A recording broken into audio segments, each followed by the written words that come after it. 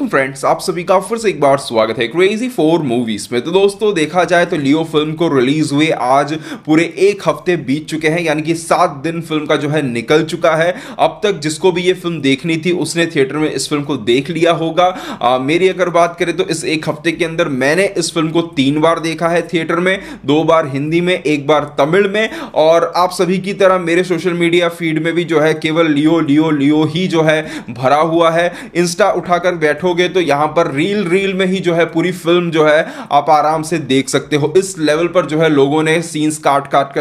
के जो है अपलोड किए हुए हैं। तो एक हफ्ते से केवल लियो लियो लियो ही चल रहा है और इस बीच में हमने थोड़ा सा समय निकालते हुए एक बार विक्रम और एक बार कैदी फिल्म जो है देख ली है। पर आज के इस वीडियो में हम जो बात करने वाले हैं उन बातों को समझने और सुनने के लिए जरूरी है कि आपने लियो फिल्म देख ली हो, और अगर नहीं देखी है तो आप सभी से रिक्वेस्ट है कि प्लीज इस वीडियो को यहीं से छोड़ दीजिए, जाइए फिल्म देखिए, आज देखिए, कल देखिए, एक हफ्ते बाद देखिए, थिएटर में देखिए, ओटीटी में देखिए। जब भी आप इस फिल्म को देख लेते हो, एक बार 2 बार, जब भी जितनी बार देख लेते हो आपका मन भर जाता है, उसके बाद आइए इस वीडियो को कंटिन्यू कीजिए, क्योंकि वीडियो के अंदर स्पॉयलर्स जो हैं वो भर भर के होने वाले हैं, जो शायद आपका फिल्म देखने का जो मजा है उसे खराब कर सकते हैं। क्योंकि इस वीडियो के अंदर आज हम फिल्म के क्लाइमैक्स पर डिस्कस करेंगे, क्लाइमैक्स को थोड़ा सा एक्सप्लेन करने की कोशिश करेंगे, फिल्म के एलसीयू कनेक्शन के बारे में बात करेंगे, फिल्म के टाइमलाइन पर थोड़ा सा डिस्कस करेंगे और सबसे इंपॉर्टेंट बात करेंगे यहां पर रोलेक्स के बारे में। और इन सभी चीजों के साथ साथ जैसा कि फिल्मी टॉक एपिसोड में मैंने आपको बताया था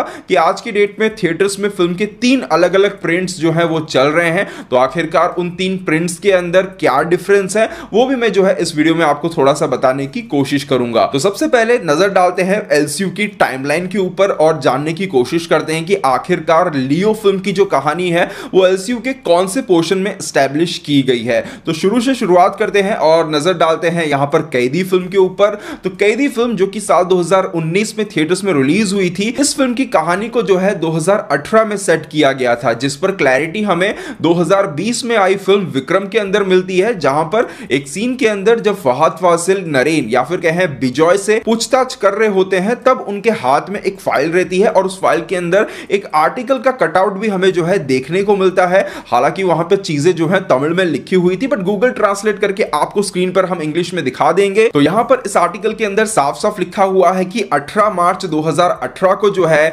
900 किलो ड्रग्स को यहां पर सीज किया गया था, जो कि क्लियर कर देता है कि कैदी फिल्म की कहानी 2018 में चल रही थी। वहीं बात करें विक्रम फिल्म की, तो फिल्म के शुरुआत में ही हमें नीचे लिखा हुआ नजर आ जाता है 7 जून 2019, और लास्ट में अगर गायत्री के मरने के समय को अगर आप देखोगे तो वहां पर आपको 23 जून 2019 की डेट देखने को मिलती है। और उसके बाद अगर आप देखोगे तो फिल्म में एक हफ्ते बाद का एक गैप लेते हुए यहां पर रोलेक्स की एंट्री करवाई गई थी, यानी कि फिल्म की शुरुआत होती है 7 जून 2019 से और यहां पर रोलेक्स की एंट्री होती है 30 जून 2019 को। तो देखा जाए तो 15 महीने के एक बहुत ही छोटे से समय अंतराल के अंदर ही जो है आपको विक्रम से लेकर कैदी या फिर कहें कैदी से लेकर विक्रम तक की कहानी जो है यहां पर देखने को मिली है। अब अगर यहां पर आप ध्यान दोगे तो जिस स्पीड में लोकेश कनगराज चल रहे हैं, मतलब इन कहानियों को आगे बढ़ा रहे हैं अपने सिनेमैटिक यूनिवर्स के अंदर, उसे अगर आप ध्यान में रखोगे, क्लाइमैक्स के अंदर रोलेक्स के गुस्से के लेवल को अगर आप ध्यान में रखोगे, तो यह कहीं ना कहीं मानने को मजबूर करता है कि अगर आगे कहानी में रोलेक्स और विक्रम की या फिर दिल्ली और रोलेक्स की अगर भिड़ंत होती है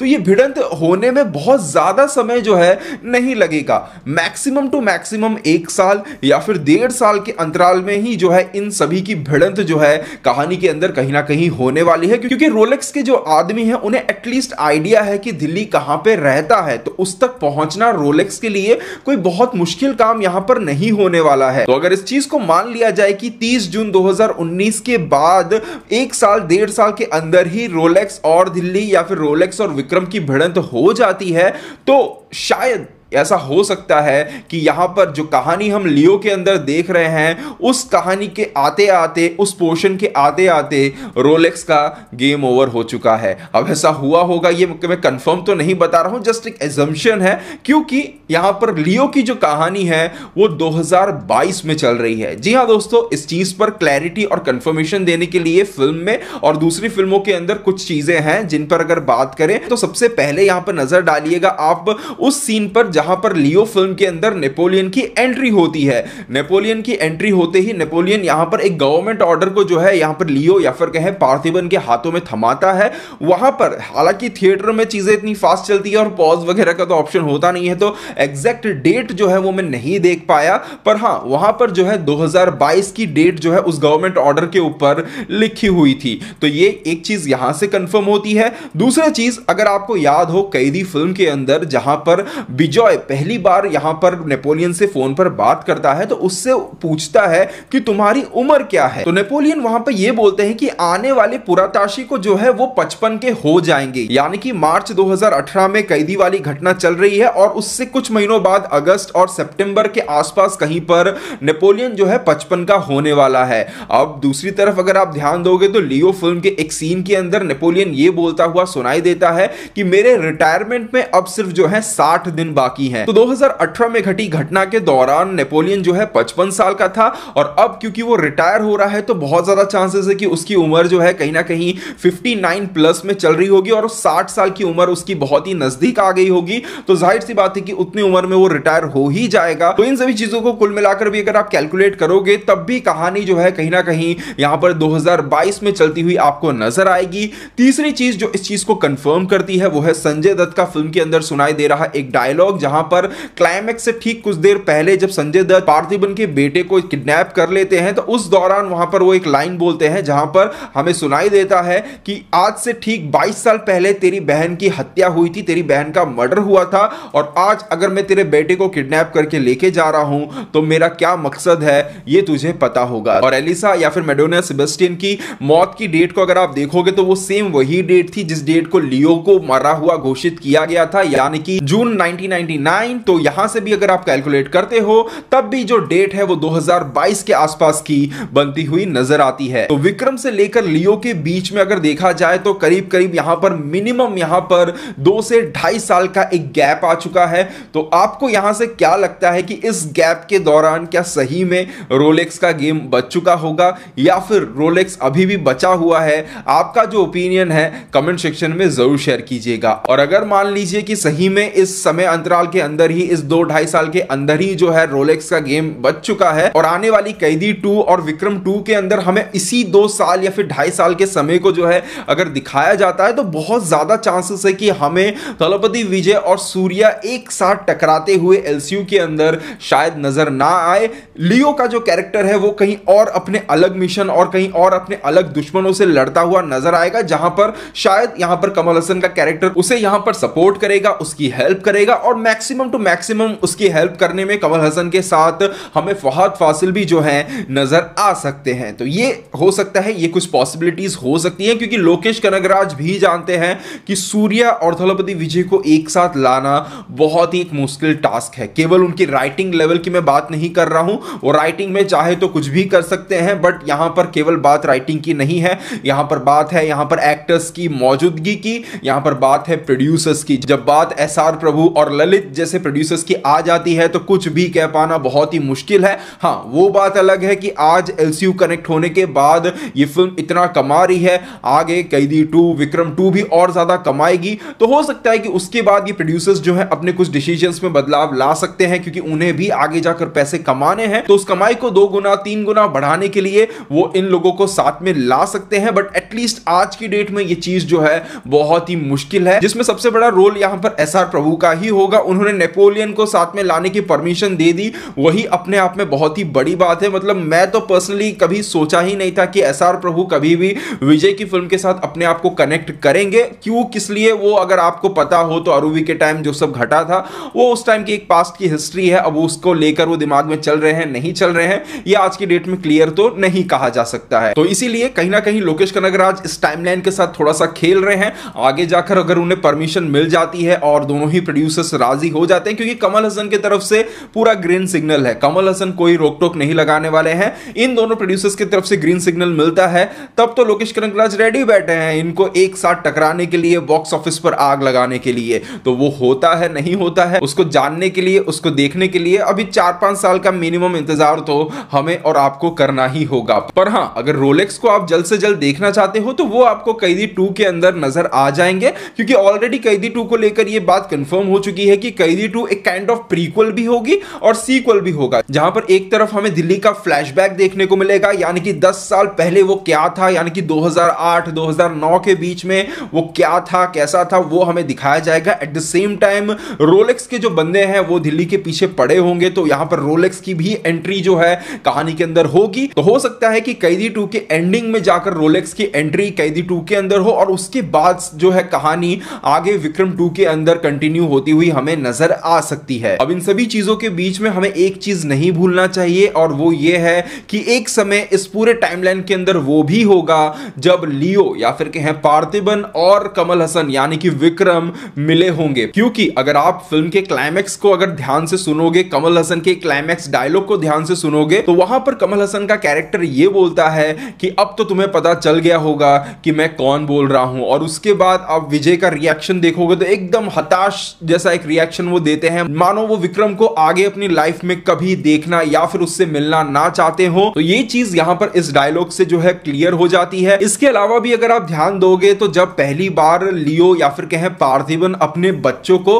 हाइना से मिलवाने लेके जाता है, तो वहां पर वो अपने बच्चों को हाइना का नाम रखने के लिए बोलता है, तो उसमें से उसका बेटा बोलता है गोस्ट नाम, उसकी बेटी बोलती है एल्सा नाम। हालांकि एल्सा नाम का कैरेक्टर कोई हमें अभी तक नजर नहीं आया है, बट शायद वो बच्ची है, कंफ्यूज हो गई होगी, तो एलिसा और एल्सा के बीच में वो एक कंफ्यूजन में उसने ये नाम गलत करके बोला होगा, बट उसके लड़के ने, बेटे ने जो है गोस्ट नाम को यहां पर लिया है। अब ये गोस्ट नाम बच्चों के दिमाग में कहां से आया, तो इस चीज के लिए अगर आप ध्यान दोगे तो लियो फिल्म के अंदर एक सीन में थलपति विजय का जो कैरेक्टर है वो अपने बच्चों को एक कहानी सुनाता है और उस पर उनका ओपिनियन और डिसीजन जो है पूछता है। तो शायद पार्थिबन ने ऐसे ही किसी एक रात को जो है एलिसा की या फिर गोस्ट की कहानी जो है अपने बच्चों को सुनाई होगी, वरना अचानक से गोस्ट नाम दिमाग में नहीं आता है। तो अब ये पहली मुलाकात कब हुई होगी ये देखना काफी इंटरेस्टिंग होगा। लियो को या फिर पार्थिबन को जब गोली लगी थी तब हुई थी, रोलेक्स और विक्रम जब भिड़ रहे थे तब हुई है, या फिर लोकेश कनगराज के पास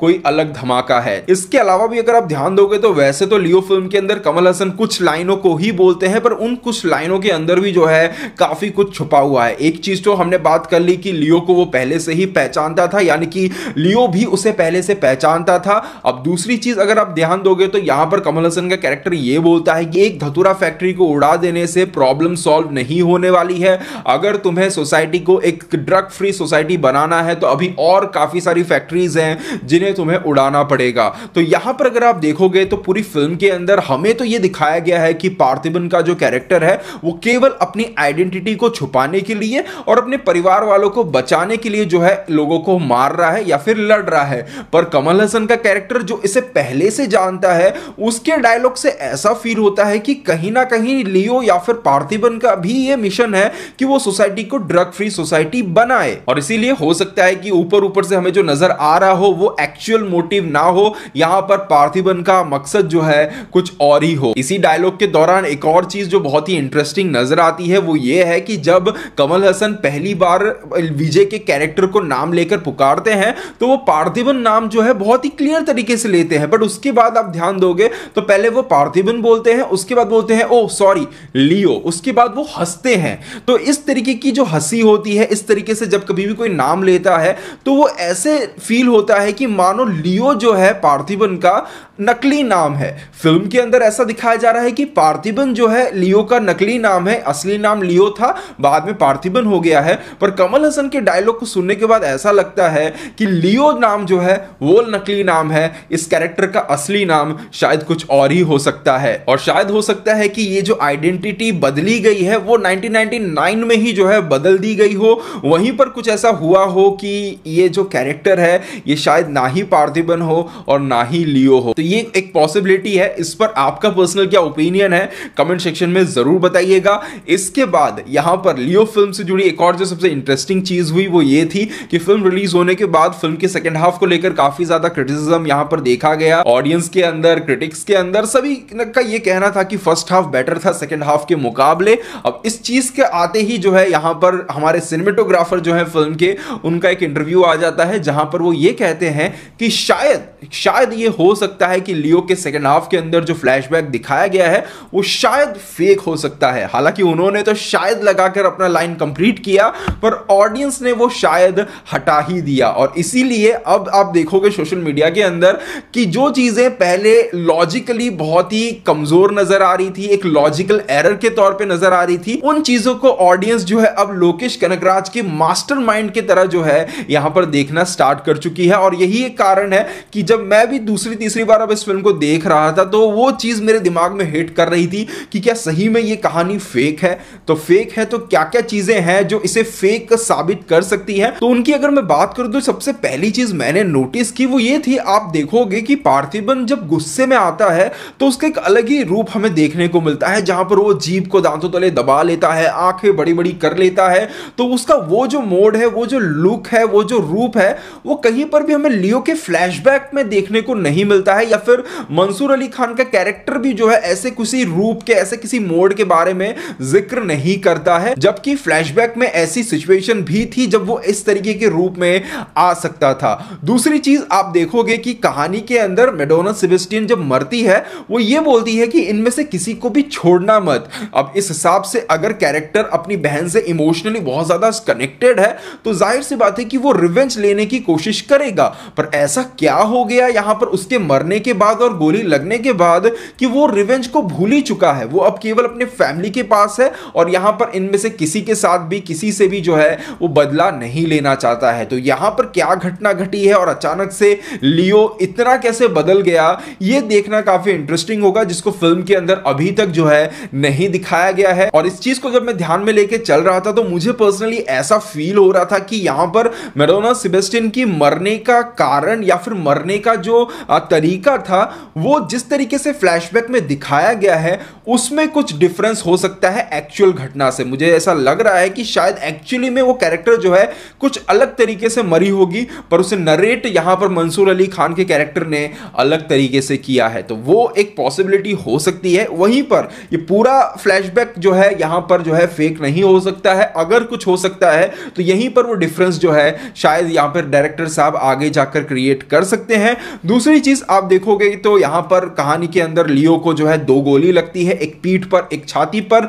फिल्म के अंदर काफी बार शर्ट उतारते हैं, हालांकि सामने से कहीं पर वो क्लियर तरीके से कुछ नजर आता नहीं है, बट बैक शॉट हमें काफी बार देखने को मिला है जहां पर एक हाइना के पंजे के निशान के अलावा हमें कोई भी गोली का निशान जो है देखने को नहीं मिलता है। लोकेश कनगराज ऐसी डिटेलिंग रखते हैं कि जब अर्जुन दास के कैरेक्टर को कैदी फिल्म के अंदर सिलेंडर से मारा गया था तो वो चोट का निशान भी हमें जो है विक्रम 2 के अंदर देखने को मिलता है। इवन अगर आपने नोटिस किया होगा तो रोलेक्स की गर्दन पर भी जो है कुछ निशान, कटने के निशान तक जो है यहां पर लोकेश कनगराज ने छोड़े हुए हैं। तो ऐसे समय में वो लियो के पीठ पर ऐसा कोई निशान नहीं छोड़ रहे हैं, तो इसके पीछे भी जो है कुछ कारण हो सकता है। हालांकि ये चीज थिएटर में देखी है, ओटीटी पर आने के बाद, एचडी में आने के बाद शायद वो निशान नजर आ जाए, वो अलग बात होगी, बट एटलीस्ट यहां पर जो है मैंने तो उस निशान को नहीं देखा थिएटर के अंदर। एक और चीज जिस पर अगर आप ध्यान दोगे तो यहां पर कहानी के अंदर अनुराग कश्यप का कैरेक्टर को लियो का जिगरी यार बताया गया है